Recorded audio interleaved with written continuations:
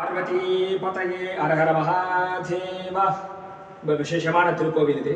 இது எங்கே இருக்குன்னு கேட்டிங்கன்னா, தமிழ்நாட்டில் தஞ்சாவூர் மாவட்டம் கும்பகோணம் வட்டம்.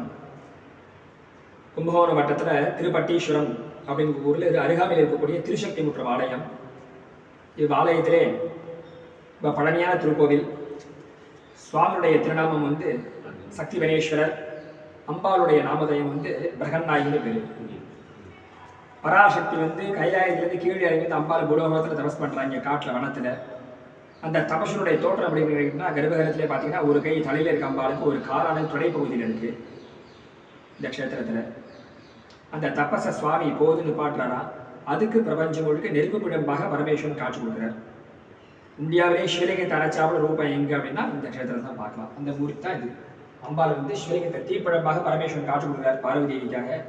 இரு கரங்களால் அம்பாள் இந்த தீப்பழம்பு ஆலிங்கம் பண்றா. ஆலிங்கம் பண்ற மாத்திரத்தில் சிவலிங்கமா சுவாமி அனுகிரகம் பண்றாரு இந்த க்ஷேத்திரத்துல. அந்த கர்ப்பகிரகத்தில் பார்த்தீங்கன்னா, பின்பாகத்தில் அம்பாளுடைய தோற்றம் ஒரு கை தலையில இருக்கும், ஒரு கால் தொடைப்பகுதியில் இருக்கும். முன்பாகத்தில் சிவலிங்கத்தை அரைச்சாப்புல இருக்கும். இப்படி இருக்கிறதுனால பக்தர்களுக்கு விவாக பிரார்த்தனைகள், அப்புறம் குழந்தை பாக்கியங்கள், அப்புறம் தம்பதி ஒற்றுமையா இருக்கிறதுக்கு ஒரு உன்னதமான திருத்தலம்னா இந்த திருசக்தி முற்றம்னு பேரு. இந்த கோயிலுடைய கட்டடங்கள்லாம் சுந்தர சோழன் 7ஆம் நூற்றாண்டு கட்டப்பட்டது. 10ஆம் நூற்றாண்டு அப்பர் பெருமான் வராரு இங்கே பாடல் பெற்ற கோவில். அவருக்கு பரமேஸ்வரன் திருவடி தரிசனம் கொடுக்குறாங்க. ராமர் பாதம் மாதிரி சுவாமியுடைய பாதங்கள் இங்கே தான் பொறிக்கப்பட்டிருக்கு. அற்புதமான க்ஷேத்திரம். அகஸ்திய பெருமான் வராரு இங்கே சுவாமி பிரார்த்தனை பண்ணுறதுக்கு.